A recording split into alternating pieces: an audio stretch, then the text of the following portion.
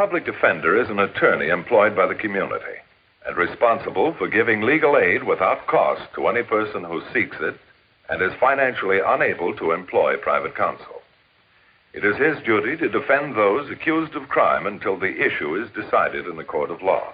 The first public defender's office in the United States was opened in January 1913. Over the years, other offices were opened. And today, that handful has grown to a network of lawyers cooperating to protect the rights of our clients. The case you're about to see started out as a 3-line news item on page 16 of the largest newspaper in the city and ended up with headlines on page 1.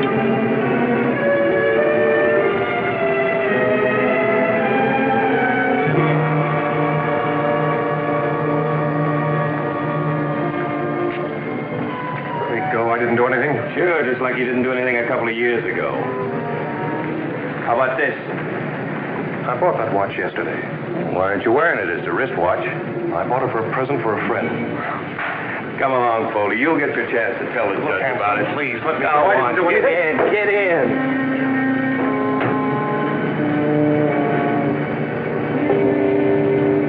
What were you doing at that jewelry counter, Ray? I was looking at a watch. There was a sale on, and I needed one. Lieutenant Hanson reports that he saw you pocket a watch. That's not true. I had enough money to buy one. I was going to buy one. Then I saw Hanson, and I remember what he did to me last time. What about that signed confession, Ray? The district attorney will introduce that as evidence. I had to sign that, Mr. Matthews. Hanson beat me until I did. Look here and here. Hanson's fist did that. He cuffed me all around that room till I couldn't see. I didn't know what I was doing. He wouldn't let me go until I signed it. Or wasn't there another officer present during the questioning? For a while, then he went out for some coffee. I saw Hanson give that other detective the high sign. He wanted him to leave so he could be alone with me, so he could make me confess. I'll see what I can do, Ray. Believe me, Mr. Matthews, I didn't try to steal anything. Get me a trial soon. Let the judge and jury see what Hanson did to me. That confession doesn't mean a thing. There were several puzzling factors about the Foley case, but my only concern was to defend my client against the charges that were brought against him. Hello, Ed. What's on your mind? Read my paper today? Oh, I haven't had time. Read that building fraud article. We've got those contractors dead to rights. Yeah, nice work, Ed. I'll have to read it later. I got too much on my mind now. Like, Ray Foley? Like Foley and about a dozen others. What's your interest in Foley? He sneaked this letter out with a prisoner who was released last night. The editor got it this morning. It's big news, Bart. Police brutality has no place on the American scene. The boss wants to splash it front page. Let's work on it together. I don't like this any more than you do, Ed. If it's true. It's true, all right. The police department has rights, but they don't include beating confessions out of prisoners. Now, let's cooperate on this, and we can bring that strong-arm stuff right out into the open and have a few guys like Hanson fired off the force. My job is to defend Foley, not to prosecute a member of the police department for alleged brutality. Alleged? I just saw that kid. Hanson beat that confession out of him. Possibly.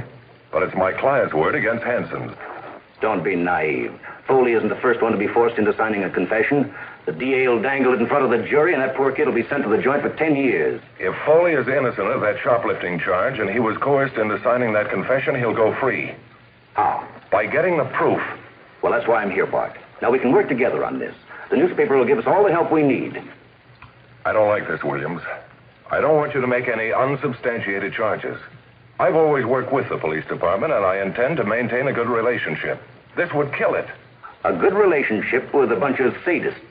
Not a bunch, a few rare exceptions. No, Ed, I'm not going to work with you.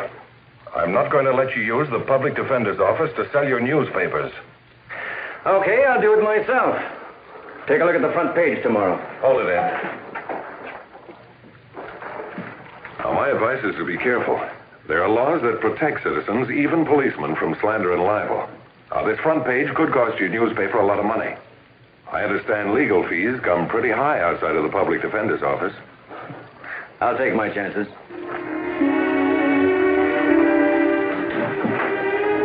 My next move was to investigate Foley's charges of a coerced confession. That's all. Now, Mr. Matthews.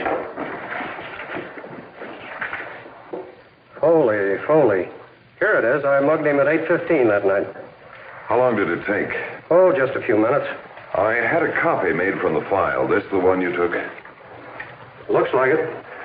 There were no cuts or lacerations on his face? Camera doesn't lie. That's the way he looked when he walked in here. Uh-huh.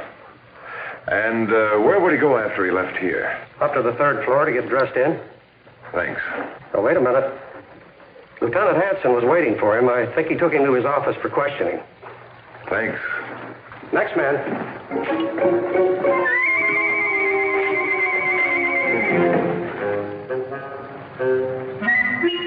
Wipe that smile off your face.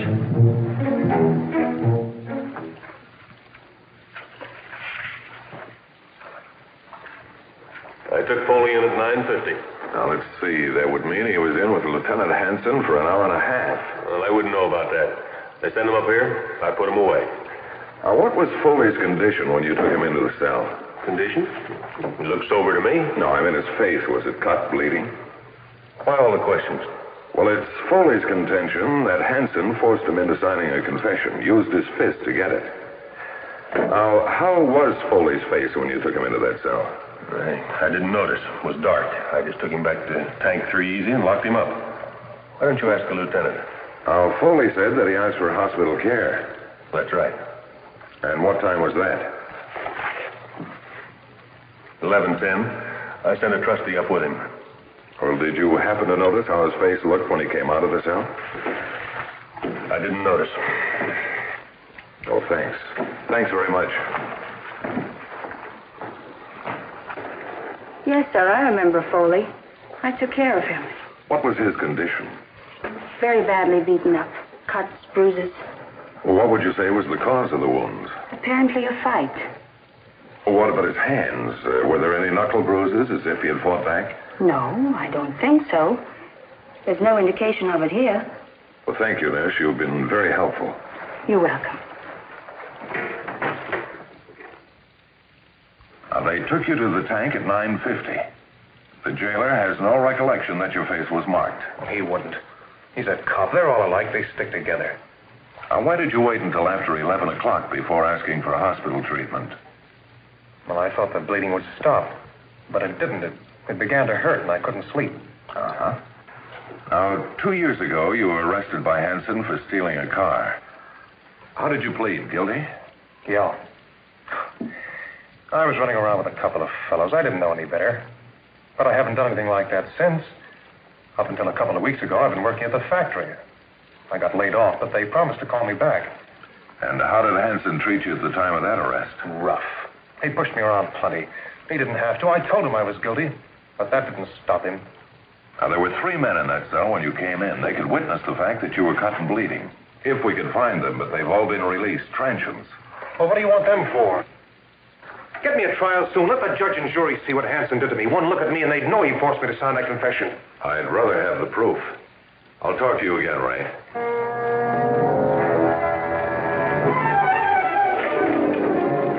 Excuse me, Lieutenant Hanson? That's me. Public Defender's Office. What can I do for you?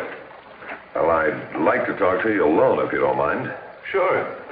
Come back a little later, Pete. We'll go over the rest of it then.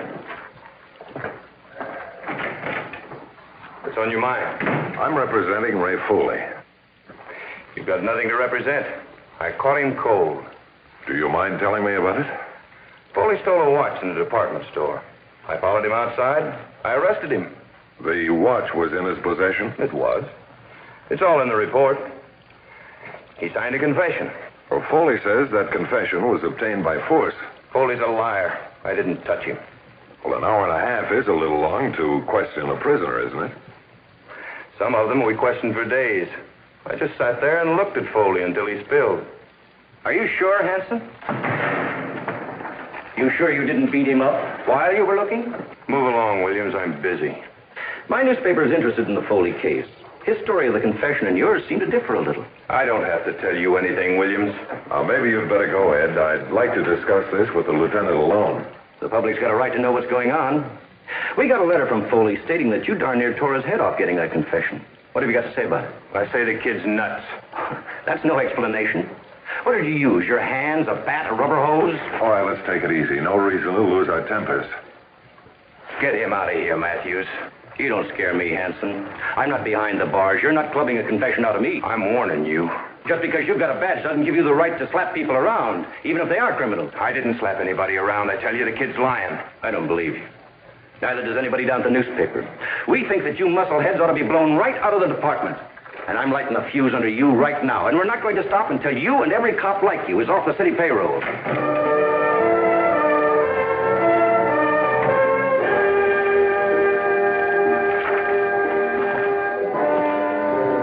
Sorry about the interruption. There were a few more questions I wanted to ask you. I'm busy, Matthews. Ask your questions in court and you'll get your answers.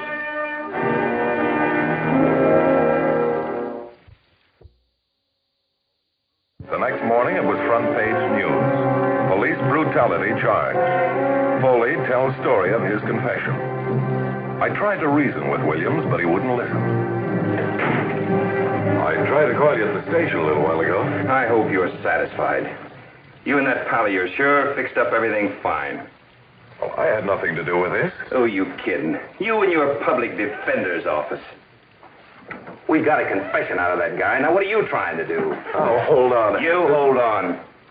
Confession by brutality. I told you I didn't touch that kid, and I didn't. I wouldn't dirty my hands. You're the guy who asked for police cooperation, and this is the sort of treatment we get. I was out when you called, Mr. Defender, because I was standing on the commissioner's carpet. You might be happy to know that he suspended me until a police board can review the case. Prove that police brutality, Matthews. I might be suspended, but I still can testify. Foley's going to jail, understand? And I hope he gets the book thrown at him.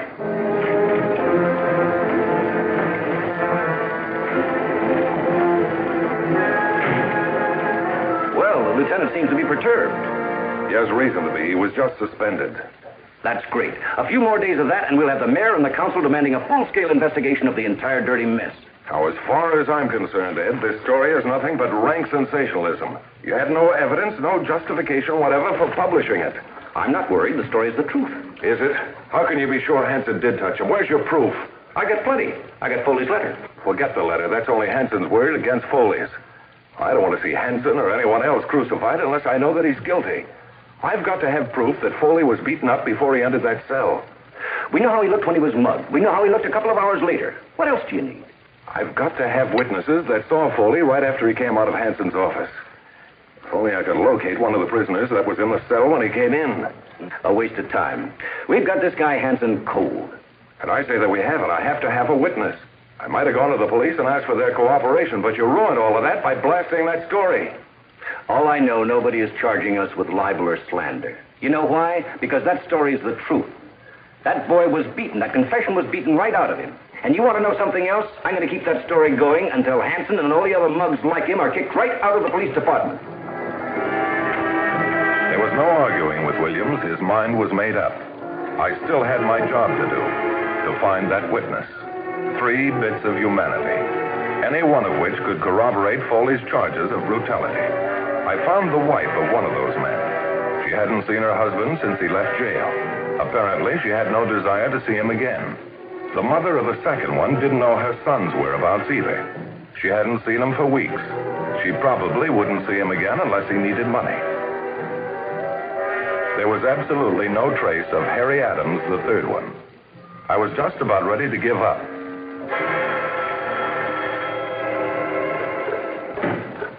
Hello. Yes, this is Matthews. Who? You heard me, Hanson. I understand you're looking for a few witnesses. I found one, in case you're interested. Well, where are you? I'll be right over. Where is he? In the booth? Well, I didn't know you were helping us, Hanson. Thanks. Not you, Matthews. I'm helping myself. You didn't talk to him? I didn't push him around, if that's what you mean. This is Harry Adams in the natural state. I knew he was a boozer, so I covered every joint in town. Hey, Adams. Adams. It won't work. He's boiled. He must have had a gallon. Is there a steam bath around here? A couple of blocks north. Now, let's get him on his feet and see if we can get him sobered up. Adams had a bender to end all benders. It took 3 hours to steam the alcohol out of him. Sit down, Harry. Make yourself comfortable. I don't know what you fellas want with me. I ain't done anything wrong. Say, I've seen you before. You're a cop. Honest, I ain't done anything wrong.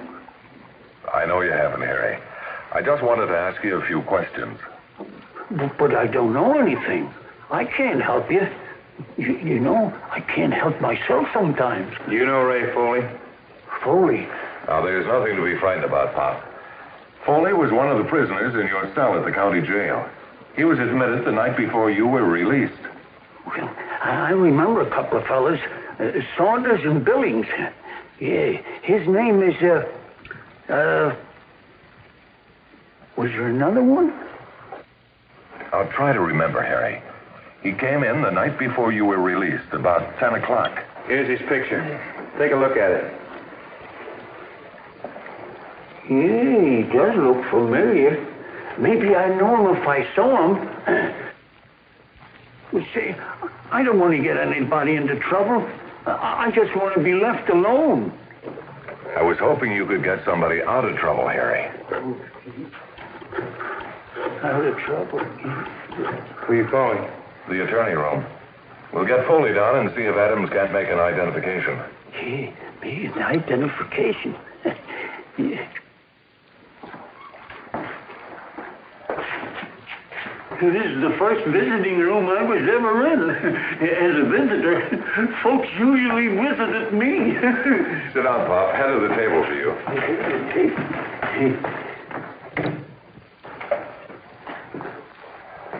What are you doing here? Well, the boys told me you were holding a little conference with Foley. Mind if I sit in? I sure do. It's all right, Lieutenant. You might as well know what's going on.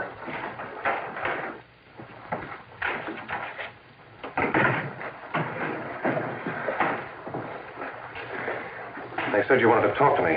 Said it was important. That's right, Ray. Sit down.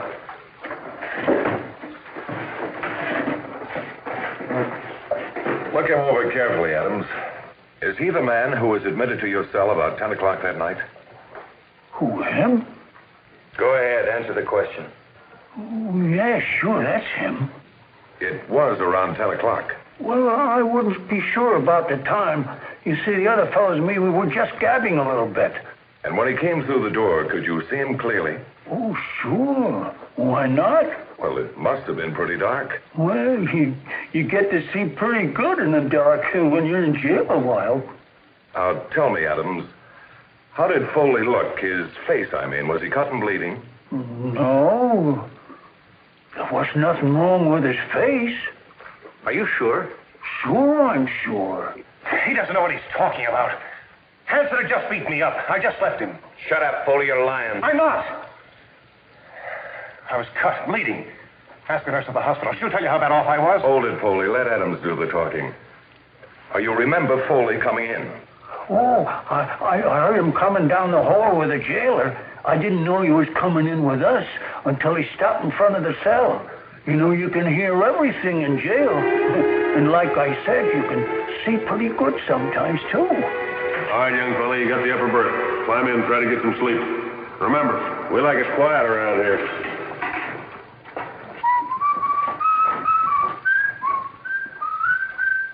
Quiet, he says. And he's whistling all night. Old songs. Nothing but old songs.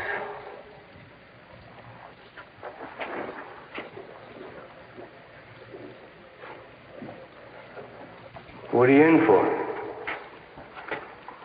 Jaywalking. A wise guy, huh? Anybody got a cigarette? Why don't you buy your own? With what? Money. They took it all away from me when they booked me. Don't you know the regulations? Everybody's allowed to keep a couple of bucks a week for cigarettes and candy. I didn't know that. Who are you kidding? You know the score. You've been in before. I kind of sympathized with him. I mean you. You know, you can get a lot of guys in the cell, but once you're inside, you're alone. Well, after Foley got undressed, the other fellas and me, we just sat around and gabbed a little, and then we went to sleep about a half hour or an hour after. I felt something touch my arm, and I woke up. I thought maybe Foley wanted a drink of water. He started going through my clothes. Hey, what are you doing? Nothing at all. You sure? He just took something out of my pocket. What's the matter, Pop? What did he do? He's crazy. He said I took something. Are you sure, mister? Just looking for smoke. I had some money, and it's gone. And he took it. I didn't. I swear I didn't. Over your fist. Over your fist, I tell you, will you? I told you he took it. I was broke. I thought I could get the jailer to buy me. I was going to pay him back. Honest, I was. Stealing's all right on the outside, but not in here. You got a lot to learn, fella. You might as well learn it right now.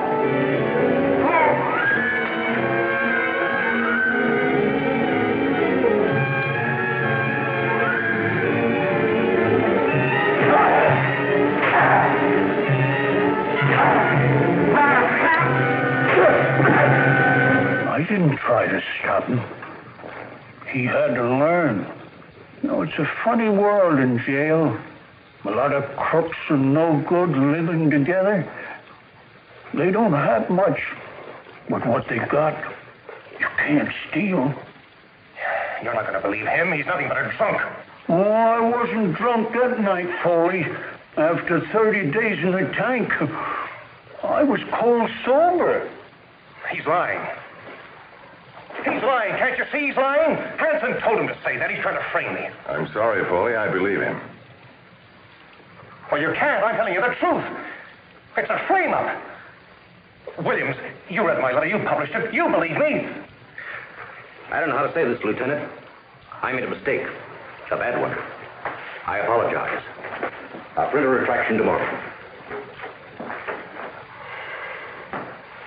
You're the public defender. You're my lawyer. You can't believe a Skid Row bummer. He's the biggest liar in 17 counties. No, Foley, you are. And I'm going to have to plead you guilty. Did Hanson get to you, too? You're crooks. All of you. Nothing but crooks. This is a frame-up. A frame-up.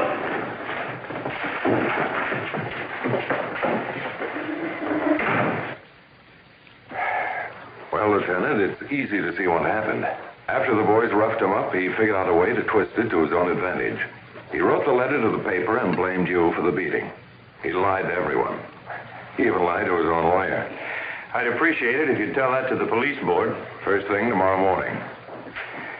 Sorry I shot off my mouth. I guess we all need public defenders, even police officers. I'm glad you see our side.